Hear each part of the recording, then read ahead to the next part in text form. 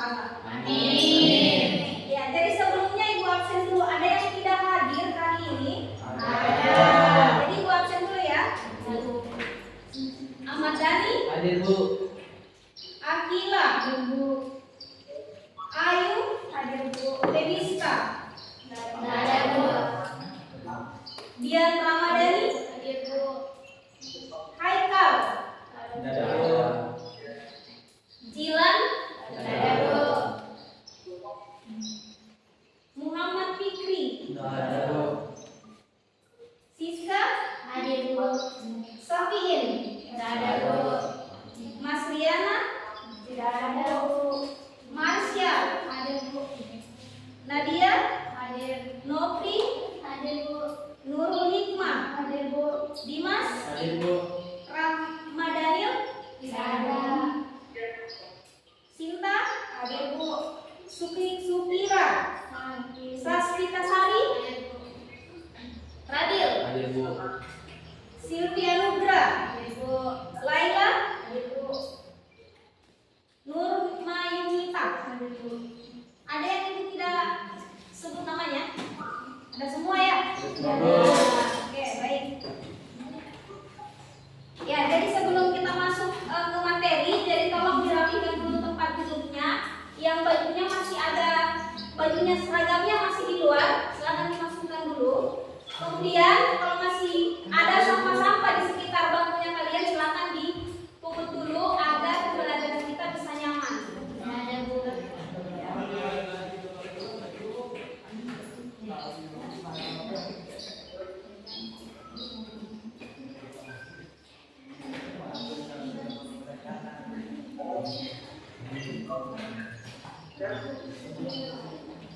Ayo cepat.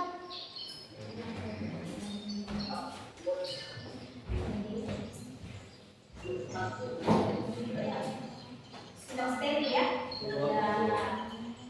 Ya.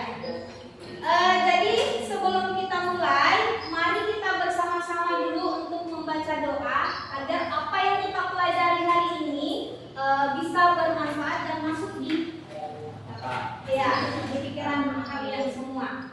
Ya, berdoa dimulai. Selesai. Ya. Ibu mau bertanya dulu. Boleh tidak? Boleh. Sudah sarapan semua ini? Sudah. Kamu rasa? Ya, jadi ibu mau bertanya dulu. Ada yang masih ingat tidak materi yang ibu ajarkan di pertemuan terakhir sebelum ulangan ujian semester? Ada yang masih ingat materi apa? Coba angkat tangan yang masih ingat materi yang ibu ajarkan sebelumnya. Ada yang masih ingat? Apa? Ya. Sampai masih ingat materi yang ibu ajarkan sebelumnya tentang apa? Kerajaan Hindu masuknya Islam. Kerajaan Hindu Buddha. Buddha. Ada yang ingat tidak kerajaan Hindu Buddha yang tertua apa? Ya. Apa? Kerajaan Buddha.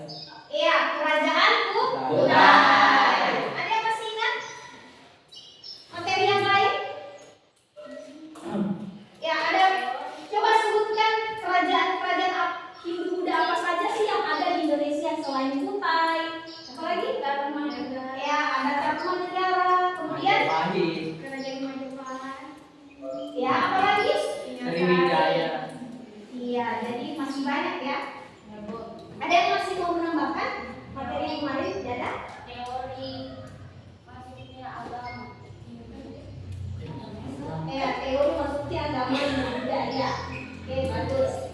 Ya, silakan kalian simak dulu gambar yang ada yang ibu tampilkan di depan.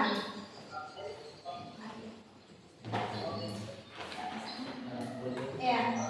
Ada yang bisa jelaskan di sebelah kanannya ibu ini ada gambar apa? Horizon. Ya,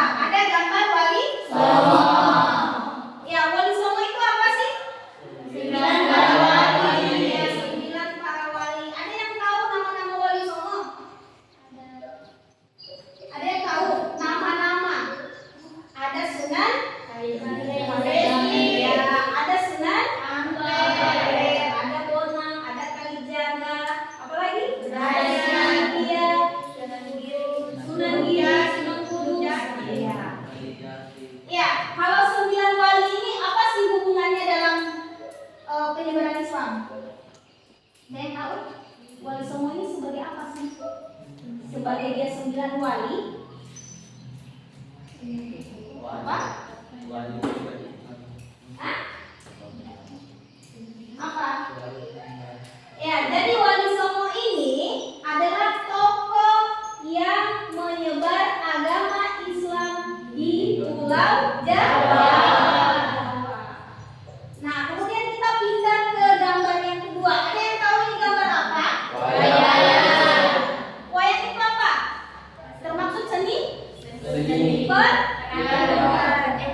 Iya, seni pertunjukan. Nah, selain wayang ini sebagai seni pertunjukan, dia sebagai media dakwah. Ya, media dakwah. Nah, kenapa dia dikatakan sebagai media dakwah?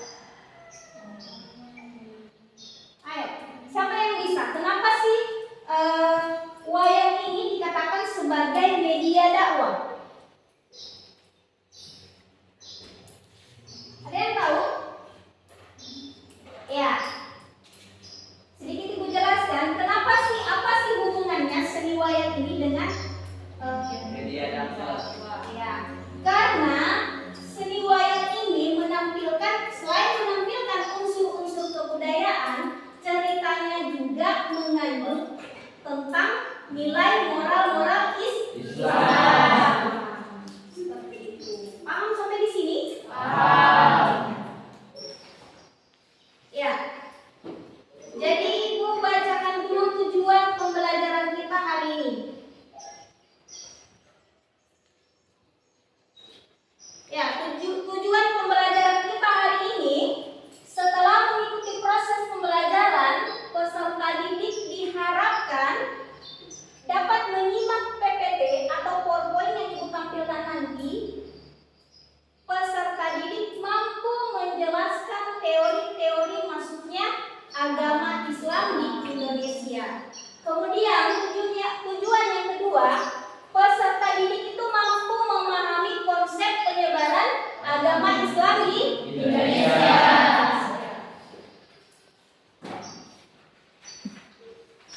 Ya, jadi sedikit ibu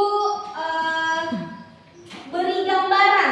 Ya, sedikit ibu beri gambaran apa sih sebenarnya manfaat kita dalam mempelajari materi hari ini. Ada yang tahu apa manfaat mempelajari materi hari ini? Ada yang tahu? Apa manfaatnya? Ada yang tahu?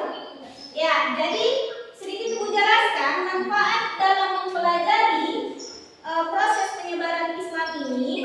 Pada dasarnya tujuannya kita bisa mengetahui berbagai masalah kehidupan umat manusia yang berkaitan dengan hukum Islam.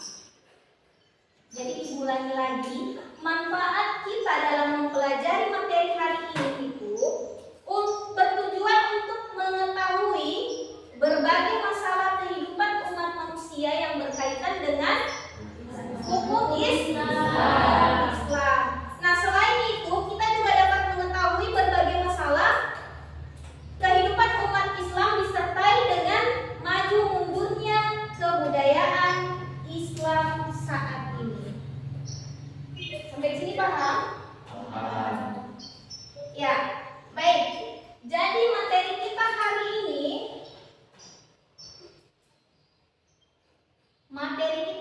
ini, yang akan kita bahas yaitu tentang proses masuk dan berkembangnya agama Islam di Indonesia. Jadi boleh dicatat ya, yang penting-penting kalian catat, jangan cuma pandangan kemari, pas ditanya nanti tidak tahu. Ya, jadi diulangi, judul materi kita hari ini tentang proses masuk dan berkembangnya agama Islam di Indonesia.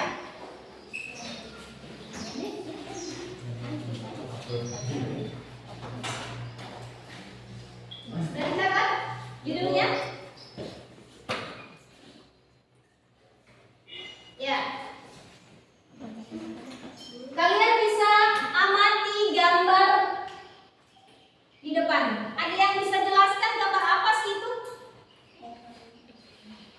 Gambar orang lagi ngapain? Lagi apa?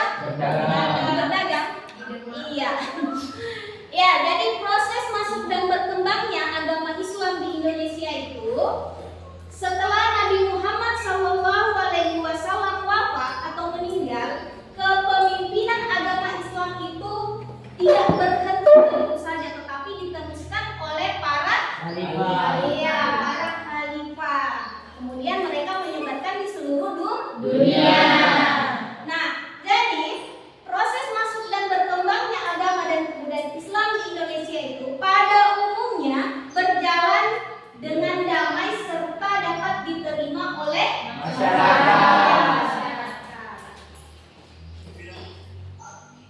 Ya, kemudian di sini ada teori-teori tentang masuknya agama Islam ke Nusantara. Jadi ada 3 teori. Ada 3 teori proses masuknya agama Islam ke Nusantara. Yang pertama ada teori Gujarat. Ya, ada teori Gujarat. Dia dikemukakan oleh Snok pada abad ke-13. Kemudian ada teori Mekah. Itu dikemukakan oleh Buya Hamka. Kemudian teori yang ketiga ada teori Persia. Dikemukakan oleh Umar Amin Hussein dan Hussein Jajaningrat pada abad ke-13 Hijriah.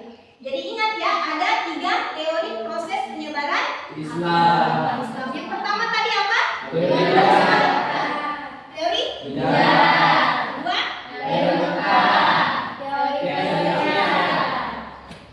Oke, bagus. Ya, kita pindah lagi ya. Ya, kemudian jalur-jalur penyebaran Islam di Indonesia. Jadi penyebaran agama Islam di Indonesia itu melalui 5 jalur.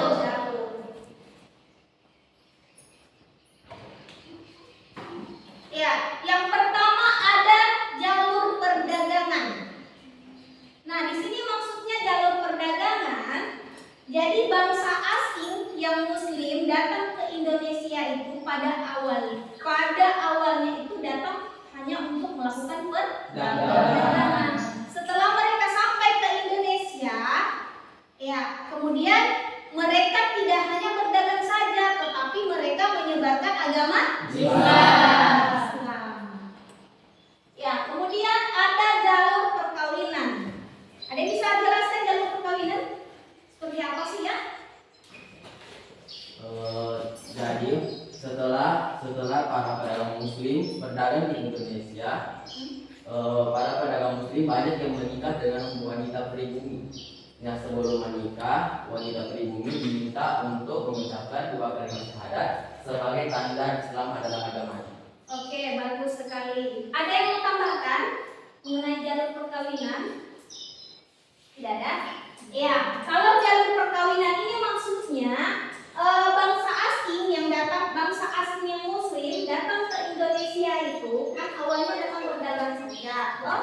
Kemudian mereka menetap di Indonesia, kemudian melakukan atau membuat suatu perkampungan Muslim yang disebut dengan Pekojan. Ibu ulangi, jalur perkawinan ini bangsa asing Muslim yang datang ke Indonesia yang awalnya hanya datang berdagang, kemudian mereka itu menetap di Indonesia dan membuat suatu perkampungan Muslim yang disebut dengan Pekojan. Nah, di dalam perkampungan Muslim ini mereka itu berinteraksi dengan masyarakat lokal, sehingga terjadilah perkawinan atau pernikahan antara bangsa asing dan tadi dengan bangsa lokal.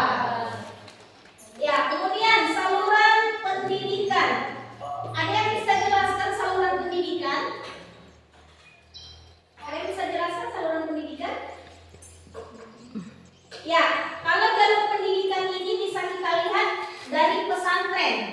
Jadi pesantren itu menjadi fondasi utama dalam penyebaran agama Islam. Jadi di sini tempatnya para kiai, para ulama, jalur pendidikan inilah melalui pesantren tadi mereka menyebarkan Islam melalui para santri,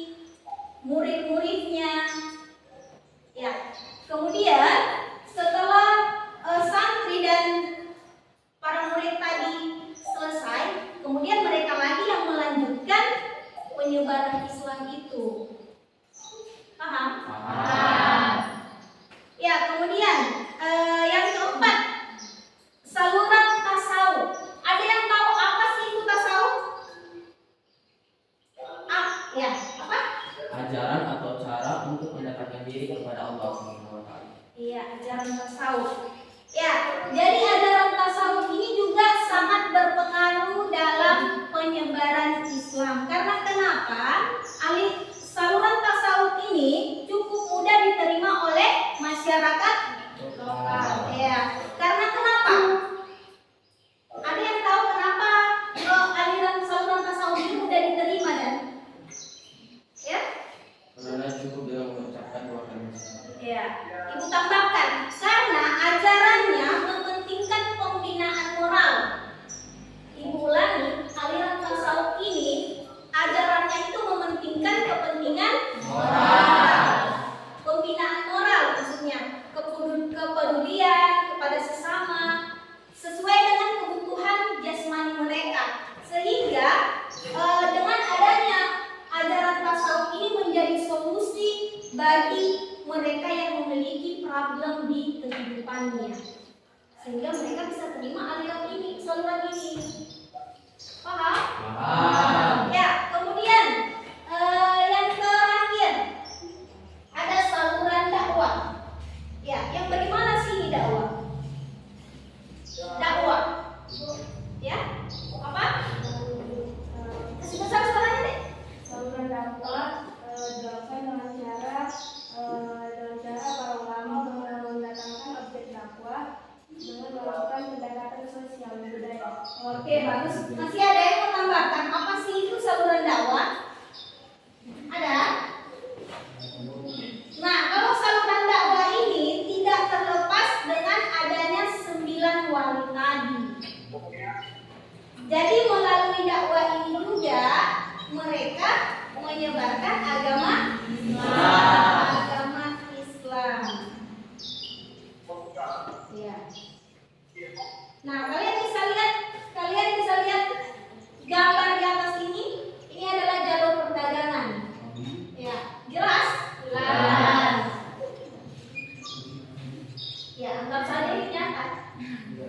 Ya, kemudian ya ini jalur perkawinan. Ya. Jadi materi kita hari ini yang Ibu paparkan hanya singkat saja. Oke? Tapi sudah paham Mbak?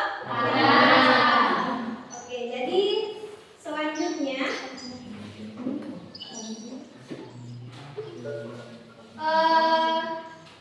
Ibu bagi 3 kelompok. Ibu bagi 3 kelompok ya. Boleh Ibu bagi 3 kelompok. Ada berapa orang yang hadir ini? 18 orang. Jadi ada yang 5 orang ya, ada yang 6. Ya, ada 6 orang ya. Ya. Jadi untuk kelompok jadi Ibu bagi 3 kelompok. Hadir kelompok 1, kelompok 2 dan kelompok 3. Ya. Kelompok 1, kelompok 2, kelompok 3. Coba yang menghitung dari sini ya. 1, 2, 3. Oke? Berarti tidak usah. Ya, silakan. 1, 2, 3. 1, 2, 3. 1, 2, 3. 1, 2, 3. 1, Ya. Sudah, silakan berkumpul di kelompoknya masing-masing. Yang dapat nomor 1 tadi berarti dia kelompok 1. Begitupun selanjutnya. Ya, silakan. Kondisikan tempat duduknya. Kelompok 1 di sebelah sana, kelompok 2 sana, kelompok 3 di sini.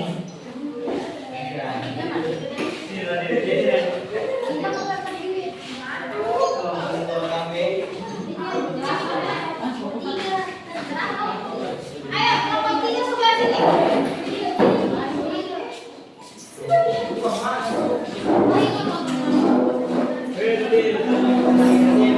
sini.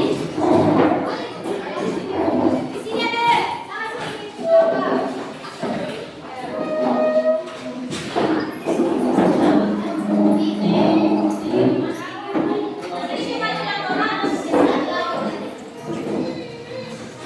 Sini ambil kursinya.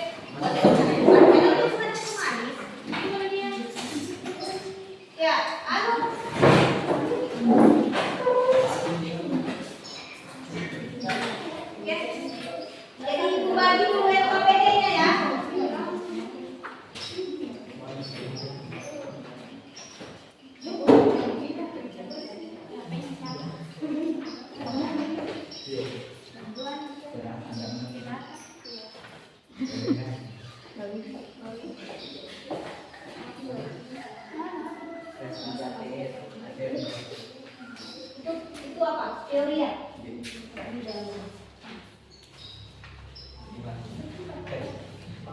Ya, ini jalur, ini teori. Ini jalur, ini teori.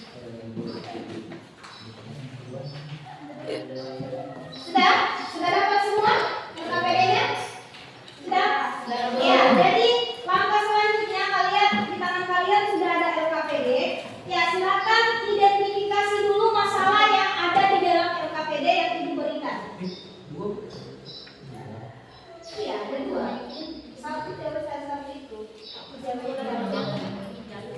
Ya, jadi mulai lagi sekarang atau selanjutnya ini kalian identifikasi dulu masalah yang ada di dalam LKPD.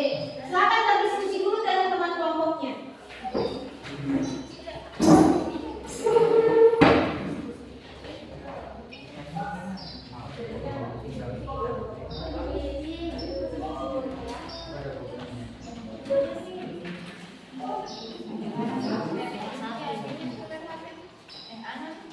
Ya, Ibu kasih waktu 5 menit untuk mengidentifikasi masalah yang ada di dalam LKPD.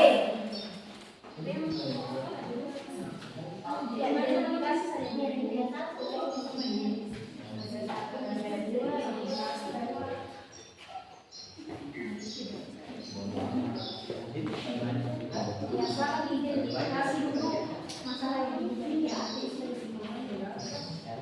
Dari aja bos.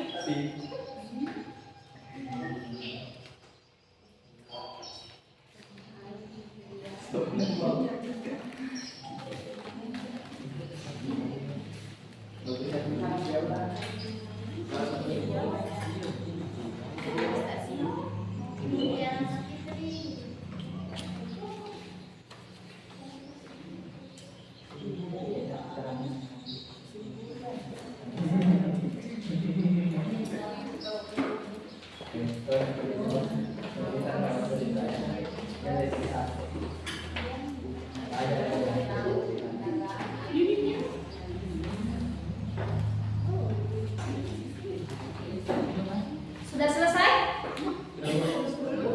Hah? Sudah selesai identifikasi masalah yang ada di dalam LKPD? Sudah. Kelompok 2?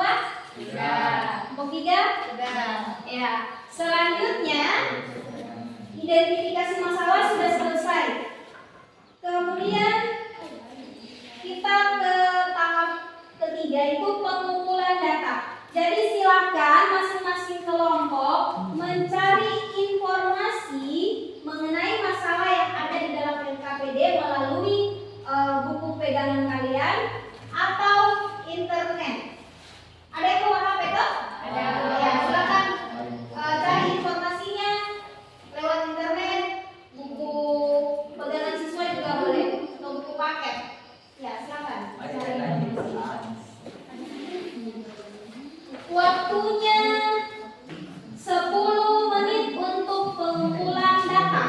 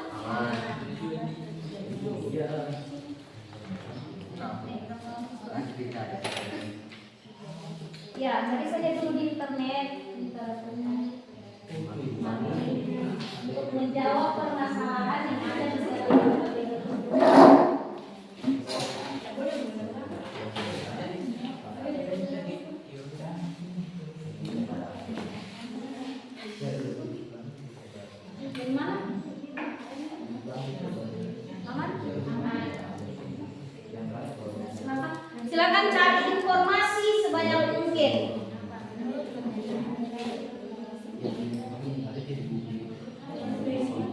Membentuk sebuah jadi ini tempat apa artinya dalam siapa terus dia bilang apa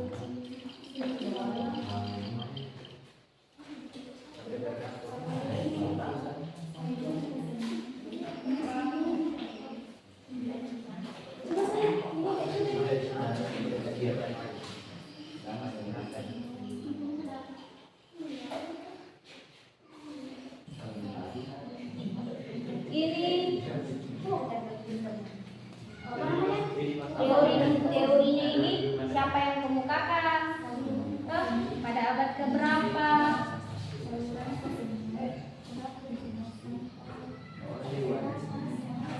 Nah, untuk teori-teori itu selain kalian masukkan abadnya, siapa yang mengemukakan, terus apa yang dia kemukakan, cari juga bukti yang mendukung adanya teori itu.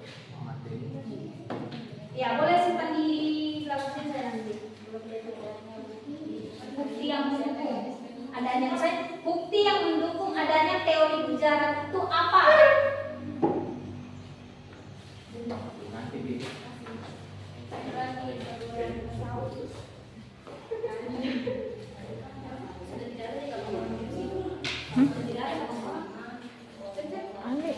Dosen.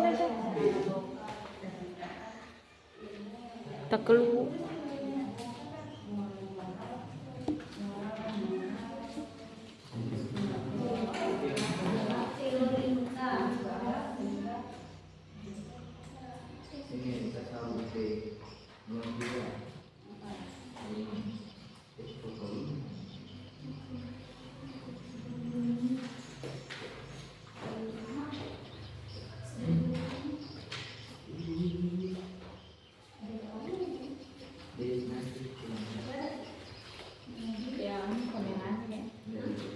Suamanya tapi masih ada lama.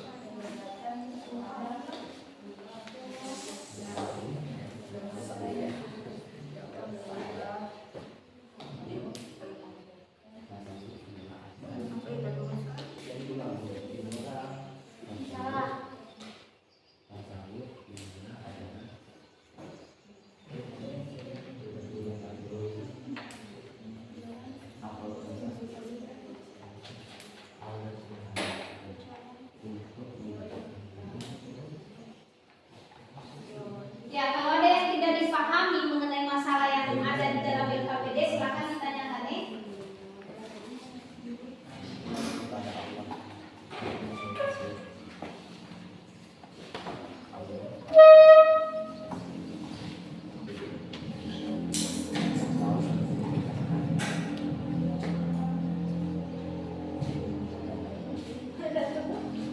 Ada.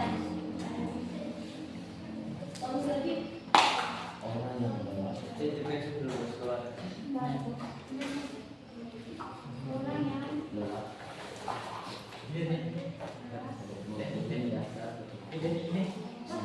Ya. Waktunya 15 menit lagi untuk pengelolaan data.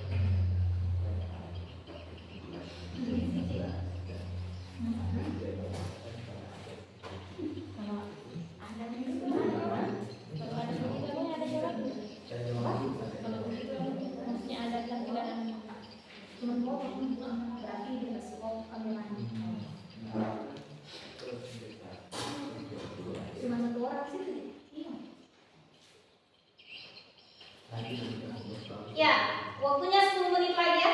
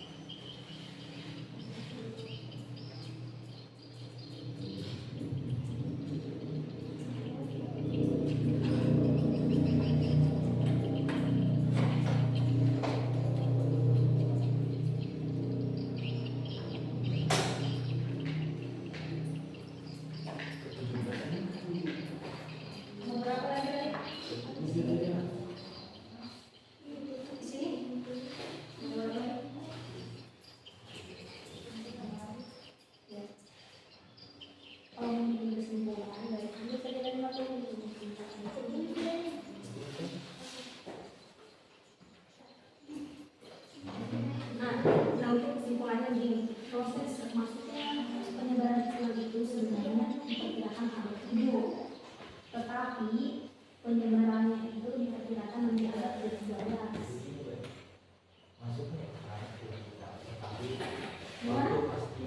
Iya, perkiraan, ya, perkiraan saja.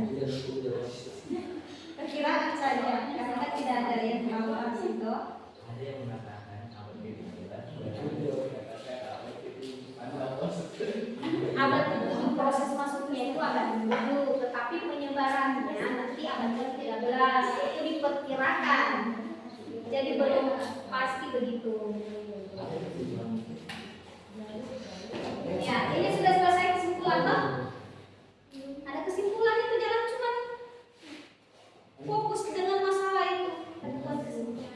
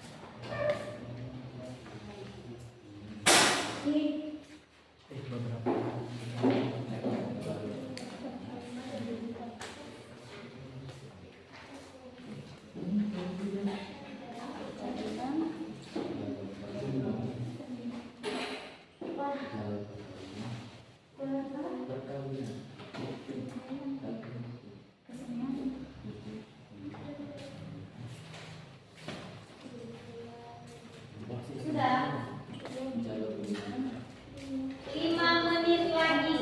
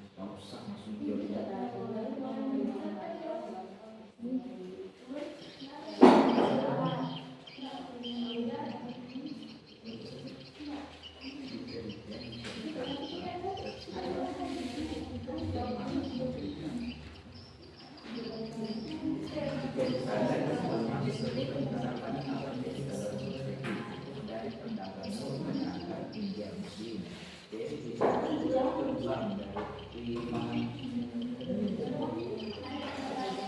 April dari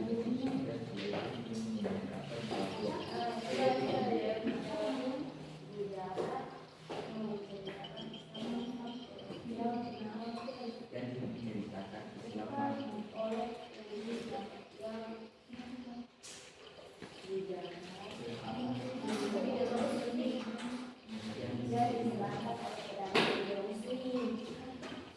Sudah deh.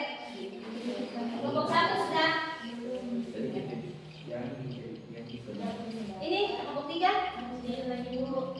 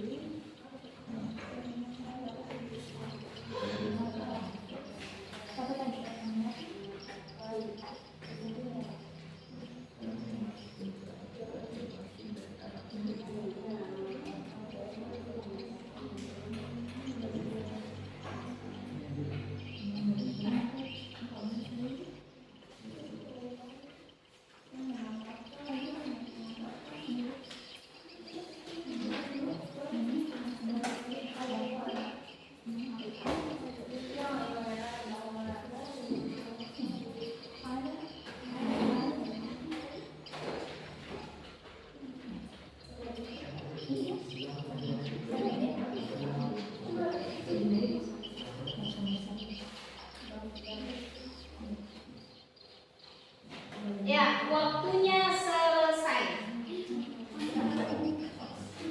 Untuk pengelolaan data sudah selesai, berarti kita ke tahap selanjutnya itu adalah verification atau pembuktian. Jadi di tahap ini atau di langkah ini masing-masing kelompok akan mempresentasikan hasil yang dia dapatkan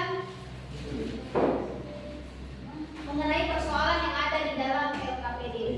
Jadi saya kasih waktu masing-masing kelompok, satu kelompok itu saya kasih waktu untuk mempresentasikan 10 menit. Berarti kelompok 1 10 menit, 2 10 menit, 3 10 menit. Jadi ada 30 menit waktu kalian untuk presentasi. Ya, coba kelompok 1 jangan membasahi tangan dulu.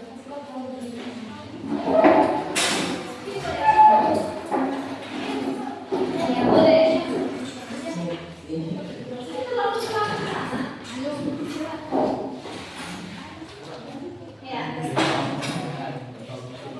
Jadi untuk kelompok 2 dengan kelompok 3 siapkan pertanyaan atau saran mengenai apa yang dia presentasikan hari ini.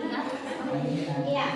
Kepada kelompok 1 saya persilakan siapa yang mau memaparkan hasil kerjanya. Ya. Siapa yang mau baca? kita episode ini juga. Ya. Siapa yang mau baca? Selesai kali.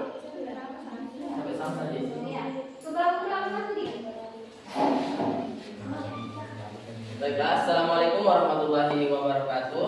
Waalaikumsalam warahmatullahi wabarakatuh. Pertama-tama adalah kita mengucapkan puji syukur atas kehadiran Allah, atas rahmat dan hidayahnya sehingga kita bisa berkumpul di tempat ini. Salawat dan salam kita kirimkan kepada Nabi Muhammad SAW. Sebelumnya saya ingin mengucapkan banyak-banyak terima kasih atas waktu yang telah diluangkan untuk mendengarkan presentasi saya hari ini.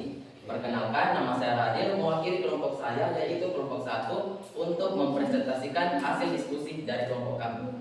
Pada kesempatan ini, saya akan membawakan materi yaitu tentang teori-teori masuknya agama Islam di Indonesia dan jalur-jalur masuknya agama Islam di Indonesia. Baiklah, langsung saja kita masuk di materi pertama yaitu teori masuknya agama Islam di Indonesia. Pada materi ini dijelaskan bahwa tahun berapakah masuknya agama Islam di Indonesia. Nah, sebelum masuknya agama Islam di Indonesia, ada beberapa teori yang diyakini. Nah, masing-masing teori ini mempunyai bukti dan mempunyai pendapat dan bukti yang berbeda-beda. Yang pertama adalah teori Gujarat. Dalam teori ini dikatakan bahwa Islam masuk di Indonesia pada abad ke-13 dan dilakukan oleh pedagang India Muslim. Hal ini dipertegas oleh Snapdragon. Ia mengatakan bahwa hubungan Indonesia dan India telah terjalin. Kemudian inskripsi tertua tentang Islam terdapat di Nusantara memberikan gambaran hubungan antara Sumatera dan Gujarat. Yang kedua adalah teori Mekah. Teori ini pertama kali dicetuskan oleh Hamka dalam Dies Natalis PTAI ke-18 di Yogyakarta sebagai koreksi teori Gujarat dalam proses masuknya agama Islam di Indonesia. Teori ini diterangkan bahwa agama Arab adalah bangsa yang pertama kali masuk ke Indonesia dan menyebarkan agama Islam di Indonesia, lalu diikuti oleh Gujarat. Adapun tahun masuknya agama Islam terjadi sebelum abad ke-13, yakni abad ke-7 Masehi atau abad pertama Hijriah. Hal ini dibuktikan setelah wafatnya Rasulullah SAW pada tahun 632 Masehi, di mana kepemimpinan Islam dipegang oleh para khalifah. Di bawah kepemimpinan itu, agama Islam disebarkan lebih luas hingga ke Timur Tengah, Afrika Utara, bahkan ke Spanyol. Kemudian di masa dinasti Umayyah, pengaruh semakin meluas hingga ke Nusantara. Menurut Arnold Mureson 1951, bukti masuknya Islam ke Indonesia dari para pedagang Arab menyebarkan Islam ketika mereka berdagang. Hal ini juga sesuai dengan fakta. Pedagang Arab menjadi pemimpin pemukiman di pesisir pantai Sumatera. Para pedagang Arab tersebut juga melakukan pernikahan dengan penduduk lokal sehingga agama Islam semakin menyebar di Indonesia. Baiklah, yang kedua adalah jalur-jalur masuknya agama Islam di Indonesia. Nah, pada materi ini kita akan menjelaskan jalur apa saja yang dilakukan oleh orang Muslim untuk menyebarkan agama Islam di Indonesia. Baiklah, yang pertama adalah dengan jalur perdagangan. Pada abad ke-7 sampai abad ke-16 Masehi, pada masa itu pedagang Muslim yang masuk ke Indonesia semakin banyak, dan pada akhirnya mereka membentuk sebuah pemukiman yang disebut dengan pajokan. Dan tempat itulah mereka saling berinteraksi dan berasimilasi dengan masyarakat lokal atau penduduk asli seraya dan menyebarkan ajaran-ajaran Islam di negara Indonesia. Yang kedua, melewati jalur perkawinan. Pedagang Islam yang datang ke Indonesia banyak yang menikah dengan manusia pribumi. Sebelum ia menikah, ia diminta untuk mengucapkan 2 kalimat syahadat sebagai tanda Islam adalah agamanya. Yang ketiga adalah jalur pendidikan. Penyebaran Islam melalui pendidikan dilakukan dengan pesantren-pesantren, khususnya oleh para kiai. Semakin terkenal kiai yang mengajar tersebut, maka semakin besar pengaruh pesantren terhadap di tengah-tengah masyarakat.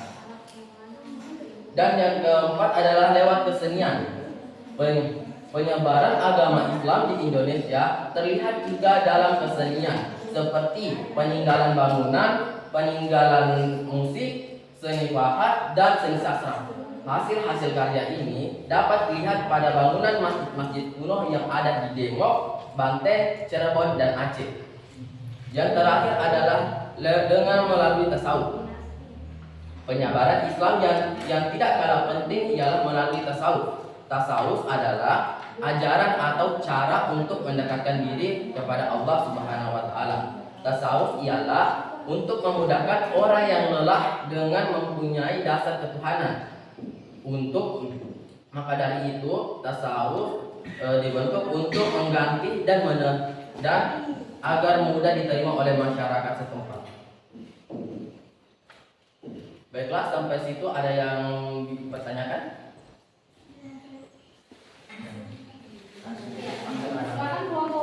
Ya. Ya, jadi kalian tulis ya pertanyaan dari masing-masing kelompok.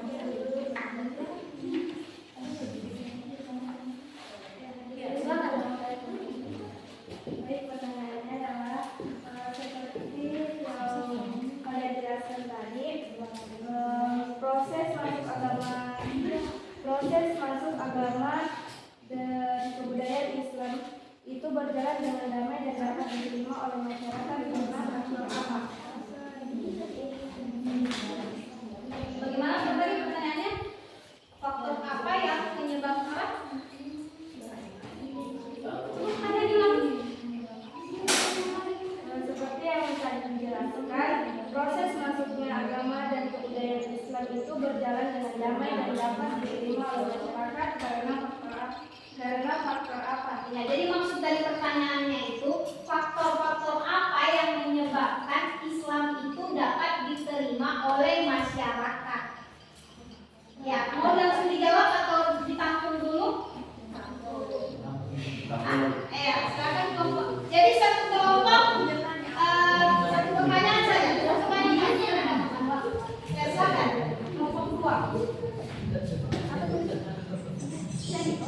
Selamat.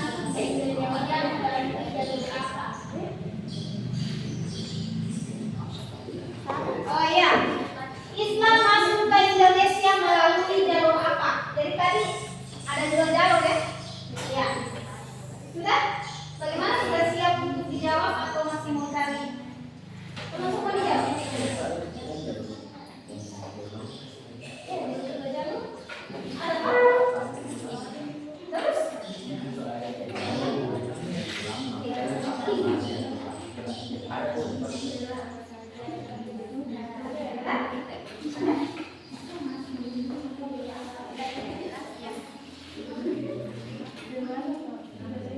Ya, silakan dijawab.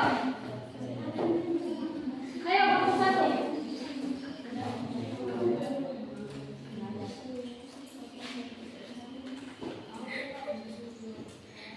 Baiklah, saya akan menjawab pertanyaan dari kelompok 3, yaitu jelaskan faktor penyebab agama Islam mudah diterima oleh masyarakat.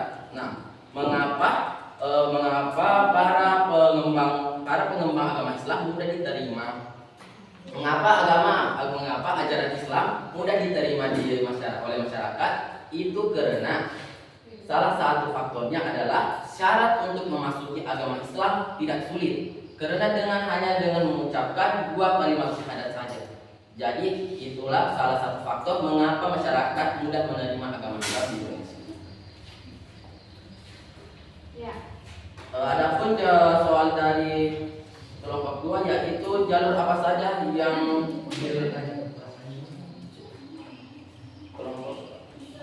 Islam masuk melalui jalur apa? Adapun jalur yang dilakukan oleh Islam untuk menyebarkan agamanya yaitu jalur utara dengan rute Arab atau Makkah dan Madinah. Yang kedua adalah Damaskus, yang ketiga adalah Baghdad, yang keempat Gujarat, yang kelima Sri Lanka, yang keenam Indonesia atau jalur selatan dengan rute 1 Arab, Mekah dan Madinah, 2 Yaman. Iya, bagaimana? Bagaimana dengan jawabannya? Wah. Tidak ada tanggapan lain atau saran atau tambahan dari kelompok lain mengenai jawaban dari kelompok 1? Ada?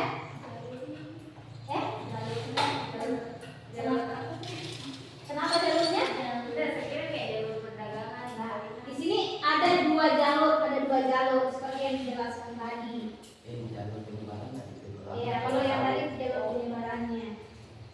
Ya. Apa tadi pertanyaannya untuk kelompok ini? Jelaskan faktor Ya, faktor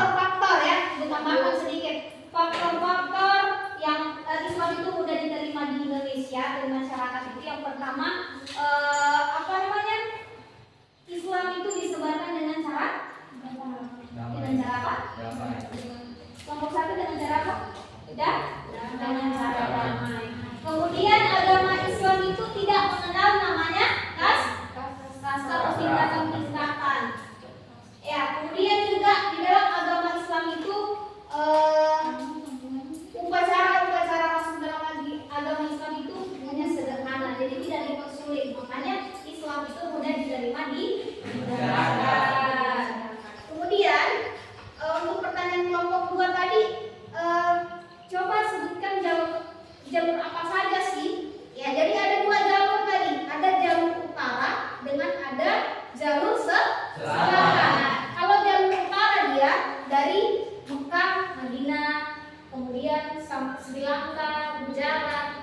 Ya, kemudian jalur selatan itu juga Arab juga masuk, Yaman, Sri Lanka, dan Gujarat. Ya, seperti itu. Ya, masih ada yang mau ditanyakan mengenai materi kelompok 1? Tidak ada? Ya, kalau tidak ada, presentasi untuk kelompok 1 selesai dan akan dilanjutkan untuk kelompok 2. Silakan.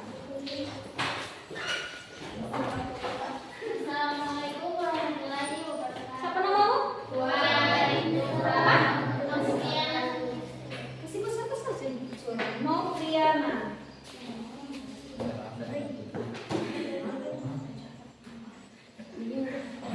Ya, silakan Oki. Baiklah, di sini saya akan mempresentasikan tentang teori masuknya Islam ke Indonesia.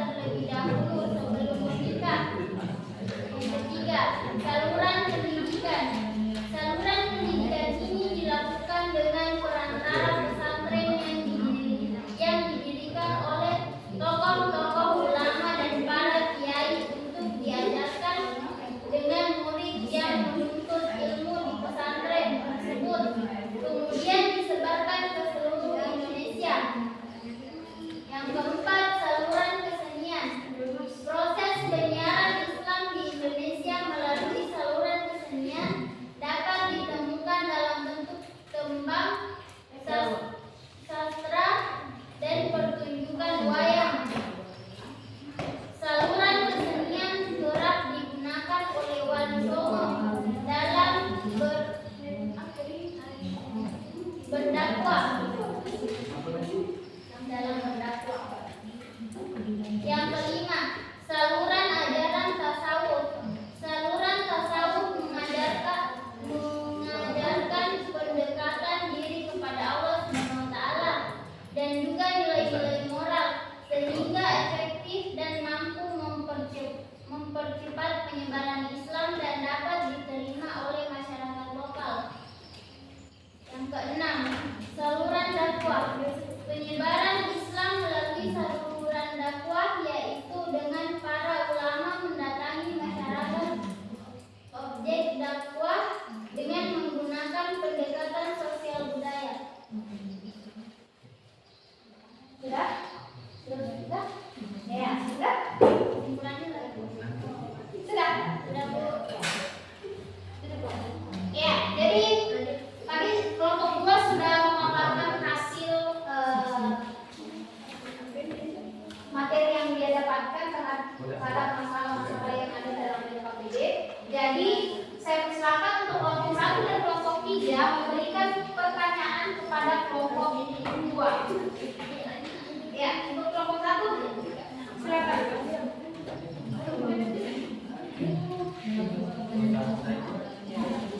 Perkenalkan, saya dari kelompok 1 akan memberikan pertanyaan untuk kelompok. Ya, pelan-pelan.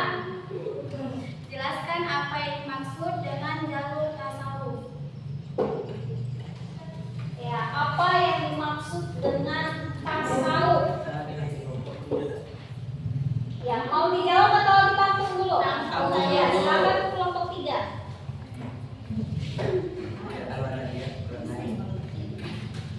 Ya, assalamualaikum warahmatullahi wabarakatuh. Waalaikumsalam warahmatullahi wabarakatuh. Saya dari kelompok 3 ingin memberikan pertanyaan kepada kelompok 2. Bukti apa yang mendukung adanya teori bujarat? Ya. Bukti apa? Berarti sebutkan bukti apa saja yang mendukung adanya teori bujarat.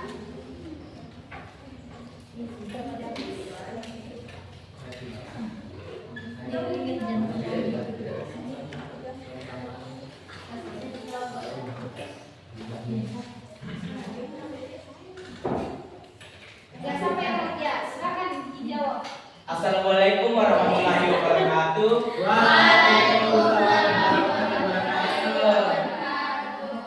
Saya Ahmad Dhani dari kelompok 2 akan menjawab pertanyaan dari kelompok 1. Ya. Pertanyaannya Silakan, ya. tunggu dulu. Satu lagi namanya? Ahmad Dhani. Coba hai dulu Ahmad Dhani. Hai. Ya, oke, lanjut. Pertanyaan dari kelompok 1 ialah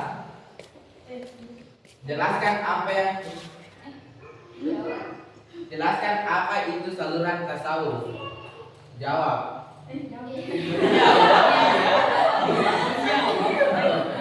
Saluran tasawuf mengajarkan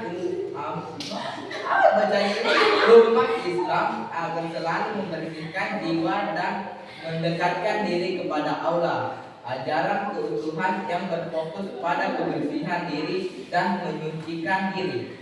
Ya, jadi bukan dicuci ya. Pakai pakaian. Ya. Ya. Sudah bisa dipahami apa itu aliran saluran tasawuf? Tahu? Ya. Kita kelompok siapa tadi pertanyaan? Ya. Bisa? Bisa. Ya.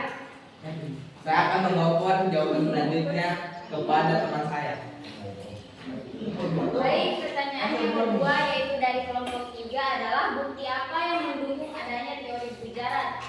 Jadi, bukti yang mendukung adanya teori bujarat ini ada beberapa. Yang pertama adanya batu nisan Sultan Malik As-Saleh dan Sultan Samudra Pasai yang wafat pada tahun 1297.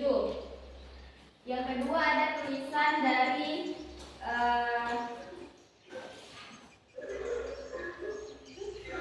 Marco Polo yang merupakan seorang pedagang Yang ketawa. yang berasal dari Venesia yang ketawa bos. pernah singgah di Persia pada tahun 1292 Masehi. Beliau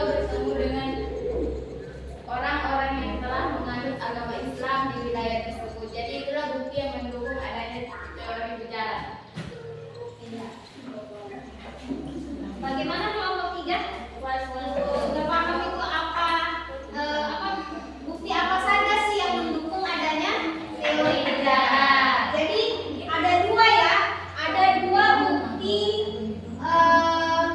yang mendukung adanya teori sejarah. Yang pertama ada batu nisan Sultan Malik Saleh dan Sultan Samudra Pasai. Kemudian yang kedua itu ada tulisan dari Marco Polo. Nah, di situ dia mengatakan bahwa pedagang-pedagang itu berasal dari Fenisia yang pernah singgah di Perak pada tahun 1292 Masehi ya. Nah, di situ beliau bertemu dengan orang-orang yang telah menganut ajaran agama Islam. Ya. Sudah selesai? Tidak lagi pertanyaan? Ya. Untuk presentasi kelompok 2 sudah selesai. Kita lanjut ke kelompok 3 untuk mempresentasikan hasil dari masalah yang dia ucapkan. Ya, silakan untuk kelompok 3. Ya, untuk kelompok 1 dengan kelompok 2 siapkan pertanyaannya.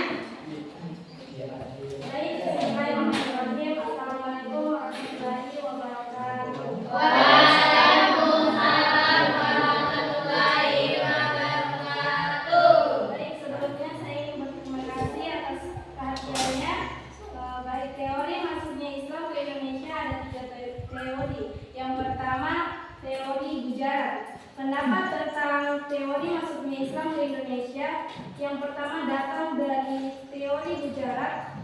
Dalam teori ini diceritakan Islam masuk ke Nusantara pada abad ke-13 Masehi dari pedagang India Muslim.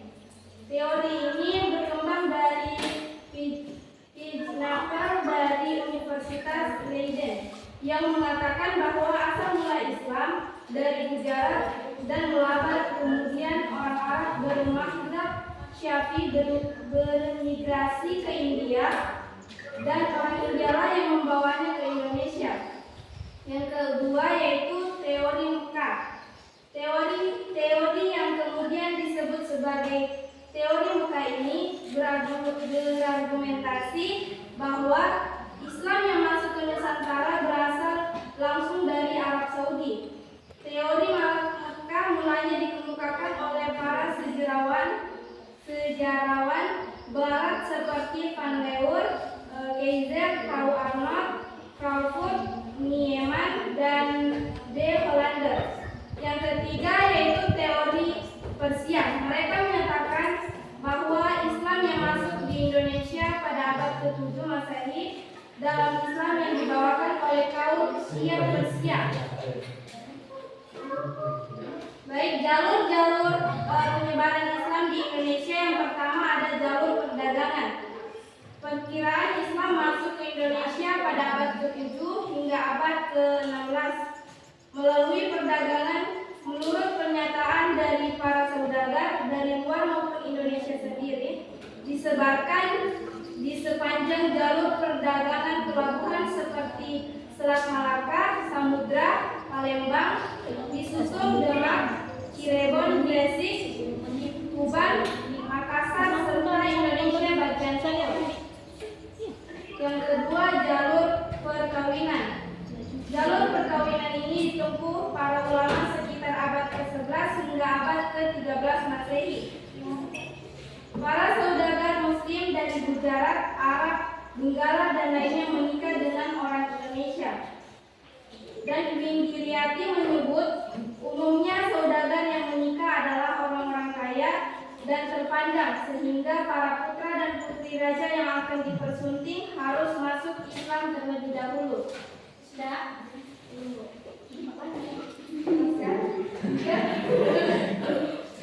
Ya, yang ketiga jalur pendidikan. Jalur pendidikan ini memegang peranan yang cukup penting sebab melalui dakwah Islam yang semula dikenal di pantai-pantai sepanjang jalur perdagangan akhirnya bisa berkembang luas hingga ke pulau-pulau Indonesia bagian timur. Yang keempat, saluran tasawuf. Dakwah Islam melalui ajaran tasawuf cukup mudah diterima oleh masyarakat karena ajarannya mementingkan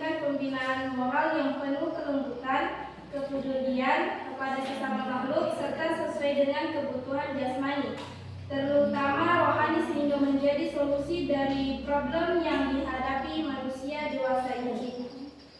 Yang kelima, ada saluran dakwah. Penyebaran Islam melalui dakwah ini berjalan dengan cara para ulama mendatangi objek dakwah dengan menggunakan pendekatan sosial budaya.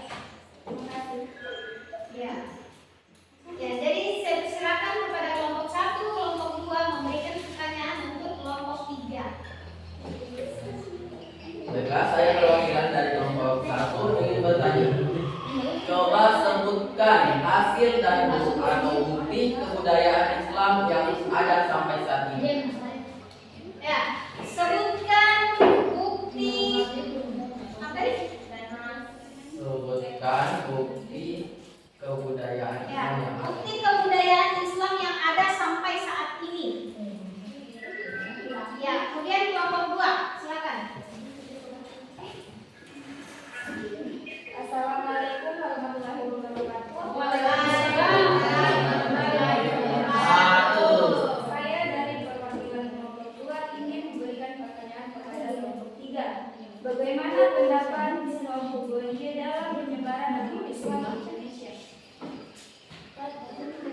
Coba ulang deh. Bagaimana pendapat Islam UGJ dalam penyebaran agama Islam di Indonesia? Mau langsung dijawab? Jawab. Oh iya, silakan. Saya akan menjawab pertanyaan dari kelompok 1. Ada beberapa contoh peninggalan kebudayaan Islam dalam bentuk bangunan seperti Masjid Raya Baitur Rahman, ada Masjid Agung Demak, Masjid Sangkita Rasa. Ya, bagaimana kelompok 1? Puas Apanya yang puas? dari jawabannya. Oh, jawabannya. Saya akan menjawab pertanyaan dari kelompok 2, itu pendapat mengenal Islam yang berkembang di Indonesia ialah bahwa Islam tidak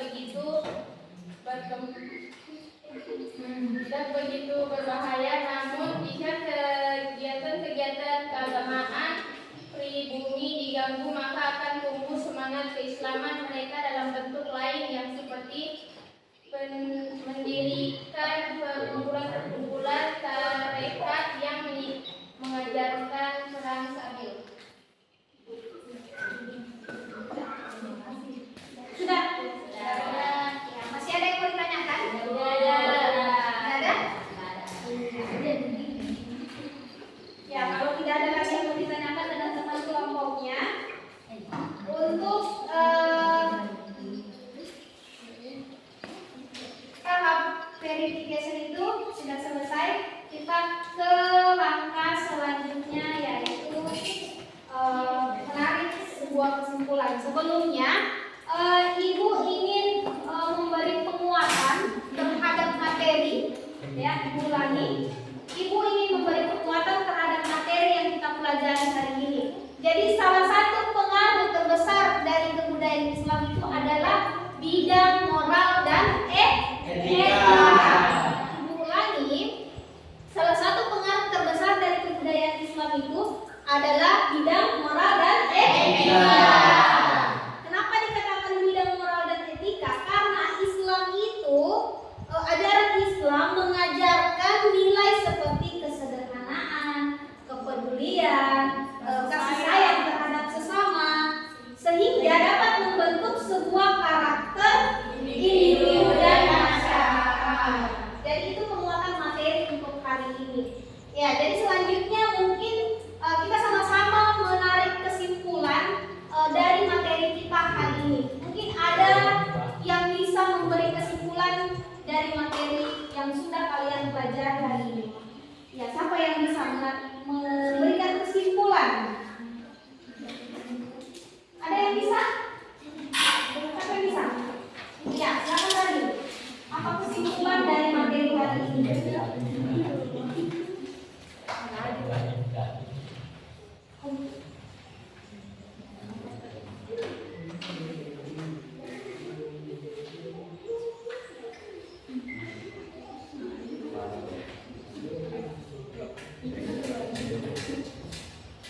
kesimpulan dari materi yang ini adalah, jadi waktu masuknya Islam di Indonesia belum diketahui secara pasti karena ada dua pendapat yang menyatakan bahwa Islam masuk pada abad ke-13 dan ada juga yang mengatakan bahwa Islam masuk pada abad ke-7.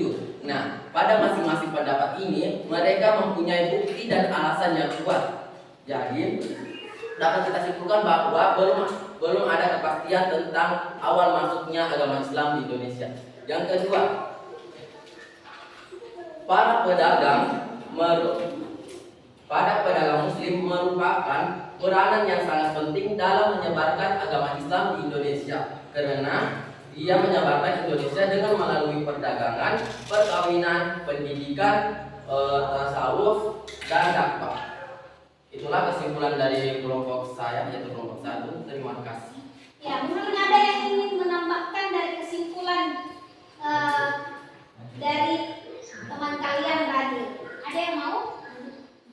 Ada yang bisa kasih kesimpulan atau menambahkan kesimpulan dari tadi? Ya, silakan. Siapa yang mau? Ya. Jadi jalur-jalur penyebaran agama Islam di Indonesia melalui beberapa jalur seperti melalui jalur perdagangan oleh saudagar-saudagar Islam, jalur perkawinan, jalur pendidikan, jalur kesenian seperti melalui kesenian wayang, jalur ajaran tasawuf serta saluran dakwah oleh ulama-ulama, kiai dan tokoh-tokoh Islam.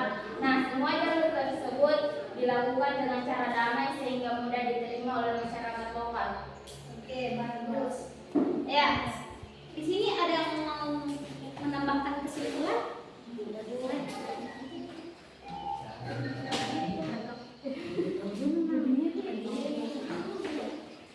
Perkembangan Islam tidak lepas dari adanya para pedagang yang datang ke Indonesia dengan tujuan berdagang.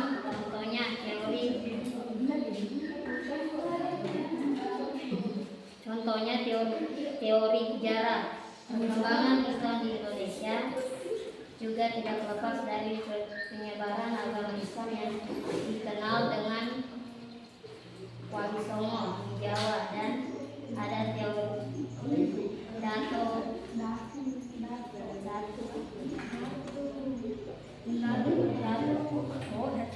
Datu Talu di Palu. Proses penyebaran Islam di Indonesia tidak lepas dari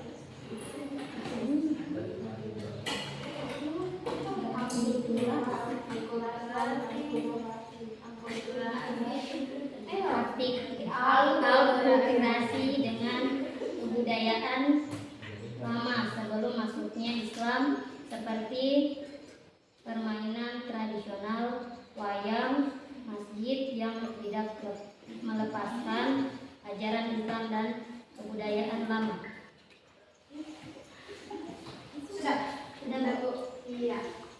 Jadi masih ada yang mau memberikan kesimpulan? Nah, sudah ada lagi? Ya, jadi aku tambahkan sedikit. Jadi Islam masuk ke Indonesia itu diperkirakan abad ke-7. Tetapi proses penyebarannya itu diperkirakan nanti abad ke-13. Nah, proses penyebaran ini melalui lima jalur. Ada perdagangan, perkawinan, pendidikan, tasawuf dengan dakwah. Nah, kemudian letak Indonesia itu sangat strategis di jalur perdagangan karena kenapa? Ada yang tahu? Sehingga membuat banyak para pedagang singgah ke Indonesia karena itu tadi, karena strategis tadi. Nah, kemudian pedagang-pedagang Muslim tadi membentuk suatu perkampungan Muslim dan mereka menetap di Indonesia. Kemudian proses masuknya agama Islam ini tidak terlepas juga dengan adanya 3 teori. Pertama ada teori sejarah, dibuktikan tadi dengan adanya batu nisan Sultan Malik Saleh, ya, dengan apa tadi? Ya. Kemudian kalau dia teori Mekah,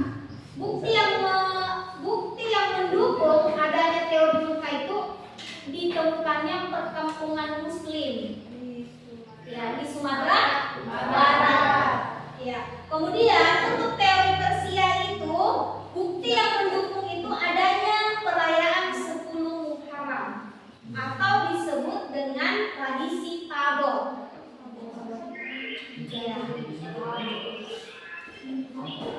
Mungkin itu saja yang kesimpulan dari kalian tambahkan juga. Jadi kita ke tahap selanjutnya ya. Sebelum ibu tutup, ibu ingin mengevaluasi kalian mengenai materi yang kita bahas hari ini. Jadi ibu mau evaluasi dulu. Ya, siapa ya?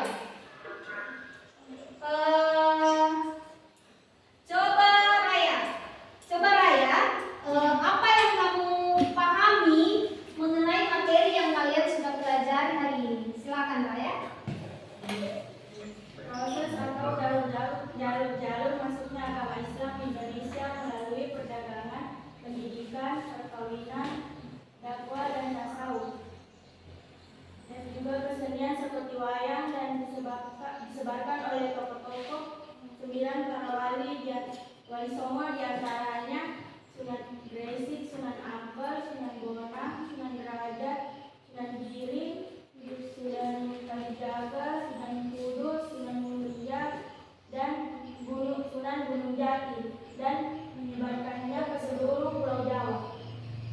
Iya. Selanjutnya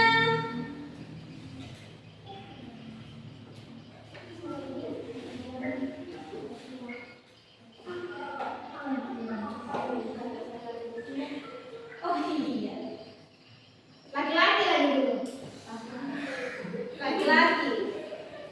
Ya, coba Dimas. Boleh Dimas? Boleh Ibu evaluasi sedikit mengenai materi hari ini? Coba sebutkan teori apa saja yang mendukung proses masuknya agama Islam. Ada teori apa? Yang pertama? Teori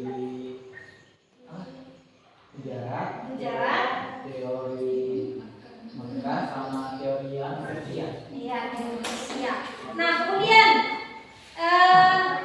Dani, coba Dani sebutkan jalur-jalur penyebaran agama Islam. Melalui jalur perdagangan, jalur perkawinan, melalui saluran pendidikan, melalui saluran tasawuf, dan melalui saluran dakwah. Melalui saluran dakwah. Ya. Masih ada yang mau